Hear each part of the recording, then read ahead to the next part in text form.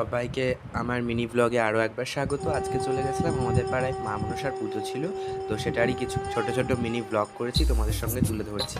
মায়ের বাড়ি তুলতে যাওয়ার সময় ভিডিওগুলো তুলেছিলাম, তো কেমন হয়েছে জানিও ভিডিওগুলো। আর এই মায়ের পুজোর একটা ভীষণই ইতিহাস রয়েছে, তো এই পুজোর ইতিহাস জানতে চাইলে জানিও। কোনো একটা দিন মন্দিরে গিয়ে মায়ের ভিডিওর সাথে হিস্ট্রিটাও তোমাদের সাথে শেয়ার করতে চাই। ভীষণই জাগ্রত, দেখতেই পাচ্ছ ভিডিওতে যে জায়গাতে পুজো করা হচ্ছে এটা কোনো মন্দির না, এটা একজনের সমাধিতে পুজো কেন করা হচ্ছে মায়ের পুজোর আগে এটাই নিয়ম। তো চাক্ষুষ প্রমাণ রয়েছে, আমি বলছি না, বলছেন এখানকার স্থানীয় মানুষজন।